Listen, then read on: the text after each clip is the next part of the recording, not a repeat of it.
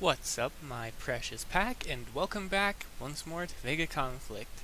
The objective, well, the primary focus of today's video will be about the mobilization, with a secondary video with no commentary, just talking about the smash targets, well, showcasing the smash and grab targets.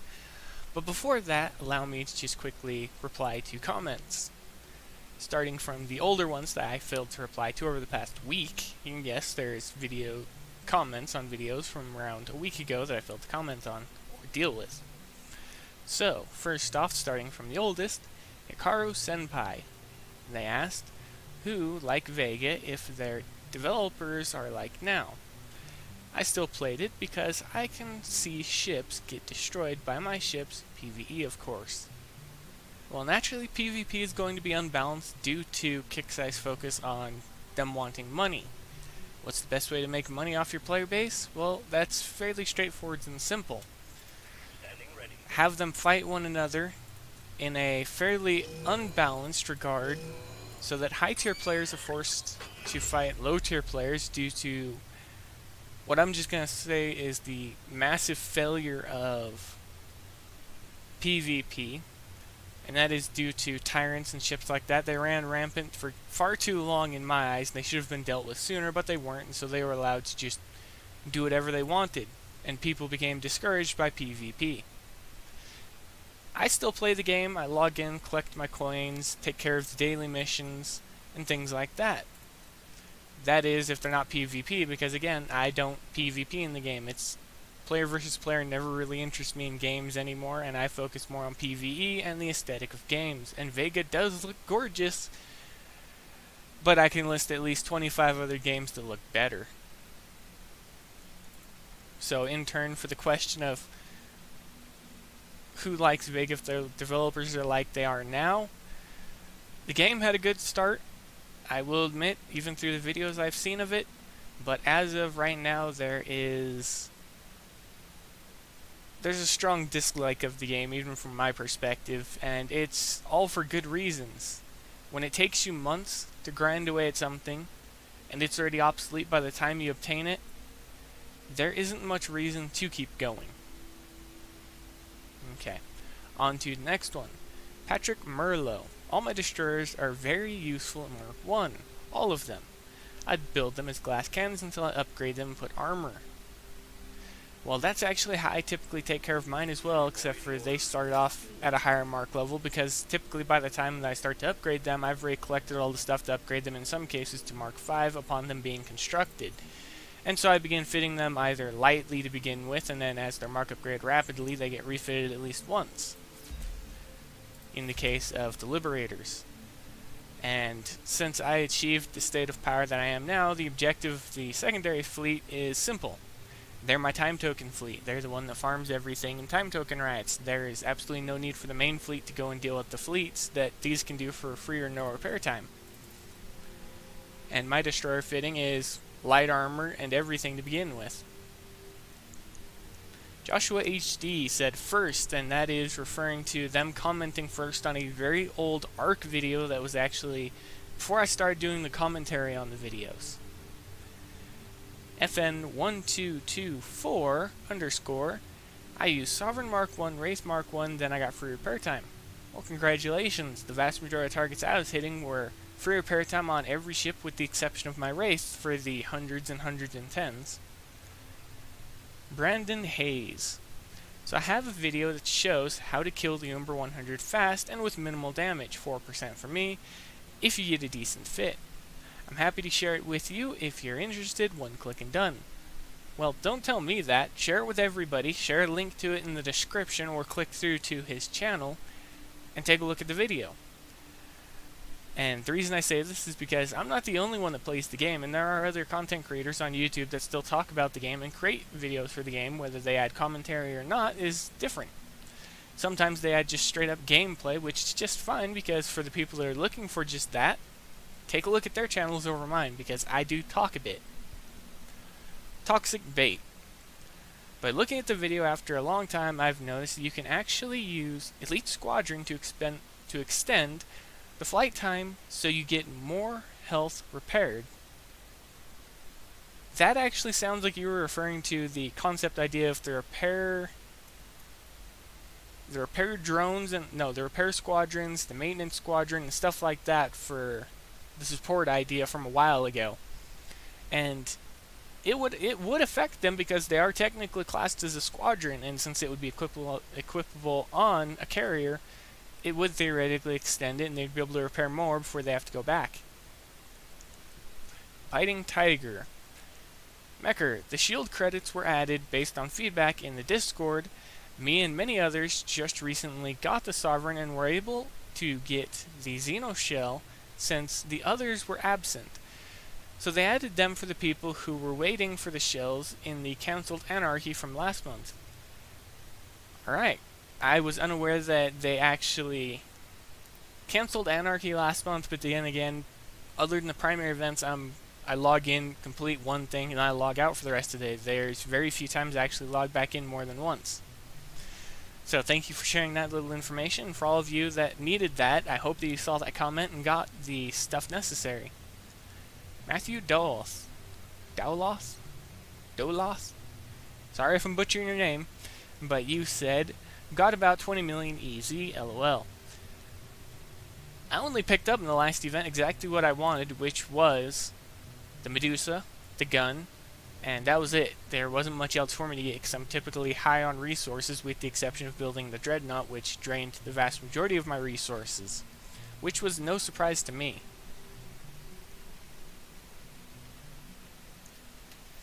But continuing on, the next comment is Eduardo Vera. Nice video, man. Keep it up. Thanks, and I'm actually glad you enjoy the video. Next comment, Diabolical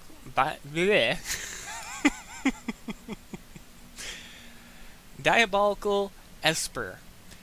The Umbra season in general is really lackluster in comparison to the Axis and the Altarian seasons. And I'm going to break this comment up a bit because I'm actually going to comment on each portion of it. And their season truly is lackluster. So far, I haven't found a single ship that I haven't really enjoyed other than the Wraith. The battleship, I never build them because since cruisers became the top ship that just pummels the vast majority of everything, especially with the Wraith being able to disable weapons just because it's actively hitting you. The vast majority of every ship after the Wraith thus far has been boring. And that is the case with the Dreadnought as well. It's lackluster, their entire season thus far, and their lack of specials as well just adds insult to injury to them. And the vast majority of them can't equip specials other than the ones we research, or they're very unique ones that not everybody's going to have right away. The Behemoth Mark II upgrades come out this week. They do. They actually come out, if I'm not mistaken, on the 15th, so in 5 days from the time I'm recording this. Smash and Grab is overall fine with the Sovereign Blueprint, arguably a must-have.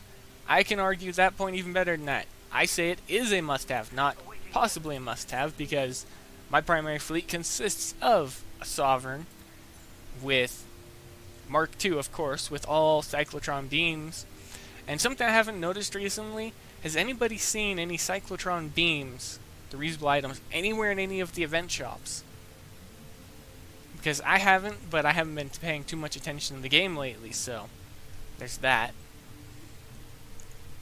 Only issue is there's the lack of shells or cyclotron or the on-guard drops. And yes, that is another thing that I have to actually talk about towards the end of this video, and that's actually the lack of content for the Altarian tier towards the end of their faction, and the lack of overall content in the Umbra faction thus far. And the rest of their comment was, which may be added in a future catch-up. I hope it is, because it's all necessary. But as it stands now, Wraith, Nova Cannon, Sovereign, Cyclotron, On Guard, and Shells are the most valuable items right now. I agree with that. They are the most necessary items right now due to Kixeye still behaving in the way of everything needs to move faster than us, everything needs to do more damage than us, there needs to be more of these ships per fleet, and they need to outrange us so they always get the first hit in. Wraiths can take that hit, and due to their high mark level being allowed to have access to 2 resistance slots, you can add very, very specific builds to them to resist any type of damage. Finally, Wolf stings. 1230 was the suppressor, and he was referring to a comment on the video for the suppressor. And if you're actually asking about the suppressor fitting, all my suppressors have the exact same fitting. They're all anti-squadrons, no matter which mark level they are. The only difference is the lowers will have possibly no shielding and no armor, but they'll always have fusion thrusters and anti-squadron weaponry. There isn't much else about them that is unique. Second, Mecker, do you have braces? Your voice is kinda muffled. Well, that's actually due to the microphone I have. It's a headset-based microphone, but it's old, and I do have to admit I have to buy a new one at some point. When you say your X's and S's, it sounds like you have just gotten your braces. Well, I haven't, and I'll explain why they sound that way, possibly in another video or some other time. You sound like I did. I would love to hear you say, Sally sells seashells by the seashore. I must admit, when I saw that comment, I cracked up a little bit, and I read it back through in my head, then aloud, and then back through my head a few times, just because it's one of my favorite sayings. Well, not sayings per se, but it's just something that when you hear it, you always laugh for no reason. 40s and 50s. I can do all day by just going in circles. Those explosive ball things are too slow. Speaking of the ball things, are they in the game yet, or is it just an AI weapon for now? I didn't hit any of the 40s or 50s, so I don't know exactly what you're referring to, but if it's extremely slow, then there's one of two options for it being a ball based on what I've actually seen being fired, and it falls into one of two categories for the weapons.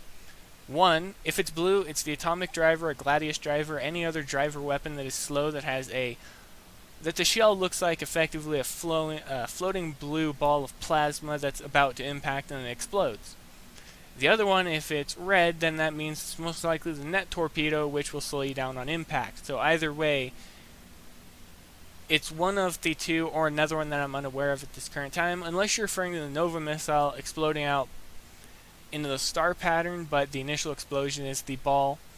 I haven't actually paid attention to the Nova missiles themselves, even though I have watched them in the vast majority of fights. They are a missile and they're not a ball, so a little more specification on that comment would be necessary for me to be able to say which one it is, because it may be a weapon that the AI has that we don't have because they've done that before, or it may be the atomic driver or any other number of items. Okay, that was the last of the comments. Yeah. You don't need to save anything. Okay. On to the mobilization briefing, as well as the finishing for the smash and grab. Recommended list, it truly does include the Sovereign Carrier, even though I call it a Dreadnought because it is one. It tanks damage extremely well, especially when it's top of its class.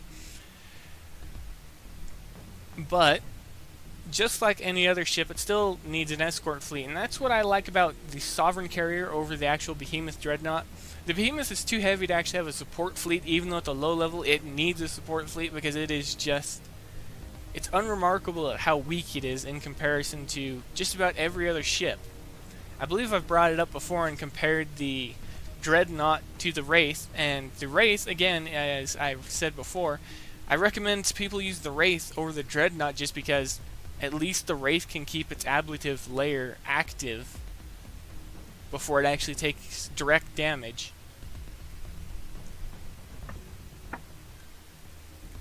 The Wraith at such a low level compared to the Behemoth at a low mark level. The comparison is hard to make because, one, they're two entirely different ship classes, but there's also the damage per second comparison required to actually activate the ablative layer regeneration effect. But enough of that, on to the mobilization. And the first thing I noticed was, again, they've released both the blueprint fragments for everyone who buys them that way, and the actual blueprints. As for the boxes, all the boxes are here for each ship class, including the Medusa Destroyer, so if you're going to be mark upgrading yours, you don't even have to start with the Mark II boxes because they're here in the store and you can pick up enough to mark upgrade 2 of them. So all you have to do is start off with whatever target drops Mark 3s, Mark 4s, Mark 5s, and so on and so forth. The Atomic Driver 1 through 3 is back. The Nova Cannon 1 and 2 and all the other technology for the Umbra faction thus far has all been converted to blueprint fragments. The Kinetic Weapon Disruptors resistor is now in the store, as well as the Phase Solenoid 3 credit. Now this is a credit I'm going to pick up a few of just because, well, I use them on the vast majority of my destroyers, especially when shield bypass is involved, because all of my destroyers are built to fight lower level targets. The more shield bypass they have, the easier it's going to be for them to pick a target off. Next up, the Xeno Eclipse Driver turrets, the Heavy Eclipse Driver turrets, and the Standard Eclipse Driver turrets. Now, this is something I was actually a bit annoyed by. Because of the XP value of the Xeno class weapons and higher, it's not worth equipping, and since most ships come stock with 50% alien resistance, it'd be wiser to go with another damage choice. But in most base cases, I wouldn't even use projectile weapons if possible. I would go with a mixture of high explosive damage or high range energy damage, which, as right now, bases don't have any high long range energy weapons. Which means that the one reason that bases are losing so easily is, one, their XP value is too high for the garbage weapons they're getting in comparison to an entire ship wielding the exact same weapon. In comparison, you could take 2 level 1 Eclipse drivers on a ship, and they'd be better than 1 Eclipse driver turret on any base module. And that's another thing I would like to bring up right now while I'm on the subject of base defense. One reason the base defenses fall so short and just break so easily, they don't have armor that's necessary, shielding that's necessary, weight that's necessary, and adequate weaponry to be able to combat any single target ship. So if we were to take a Medusa destroyer, an Inquisitor, just about any destroyer for that matter of fact, from the Xeno division and above, they should theoretically be able to win just about every single fight in bases with very little to no damage to themselves. And that is just because of the power difference between the ship version of technology and the base version of technology. There's very little that can be done about it other than just avoiding upgrading to higher tier weapons and stuff like that, because you're only making yourself a higher level target for certain people to just rip apart. And it's not worth it. And in turn, one way to resolve that issue would be for Kixeye to actually alter how the bases currently work and make it so that the turrets, the combat modules have an additional level, so they can go from, what is it, 12 right now? Yeah, 12 to 13. And at level 13, increase the size of the module's effective modeling game, but not increase its grid size, and give it a second turret so it doubles the firepower of the base over the previous version. You can see just how dangerous bases become with just that one single change, because you'd be doubling the firepower of each and every one. And the reason I suggest this instead of anything else, ships carrying multiple weapons, the bridge has multiple weapons, squadrons, your factory, your fleet bay are the only other ones to get multiple items that can fight back, that can be equipped on them. But when you look at combat modules, hangar modules, they only get one. So you can fully mark upgrade them, but the weight doesn't mean much because you don't get any high tier squadrons for those targets. Well, for your modules.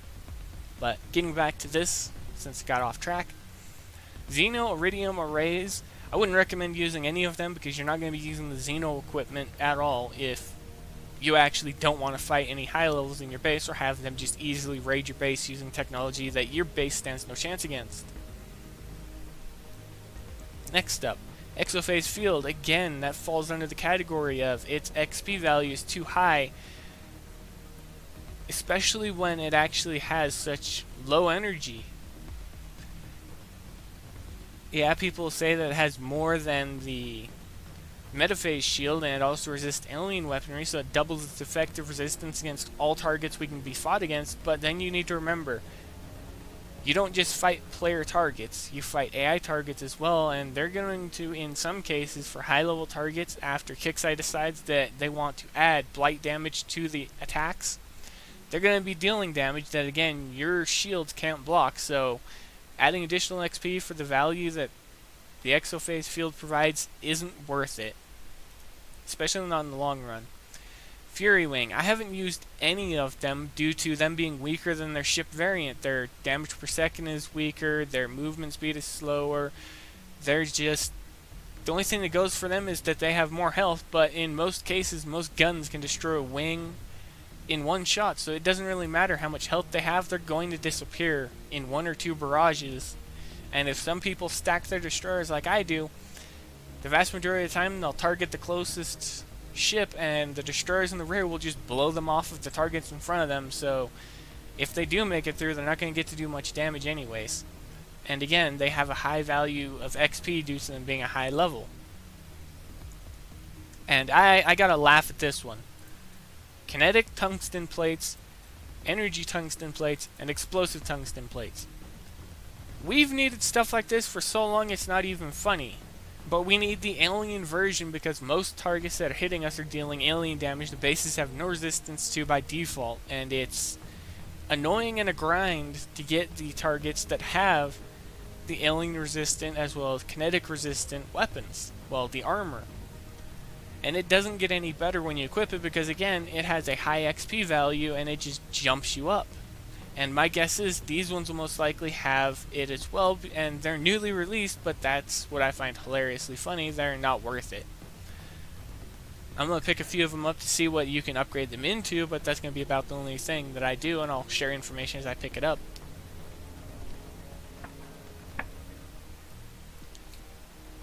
Gold event prize boxes and silver event prize boxes, it's debatable upon what your preference is as to whether you want them or not. If you're below Xeno Division, I would recommend trying to pick them up just because you have a chance of getting Xeno Division and an Axis carrier if possible.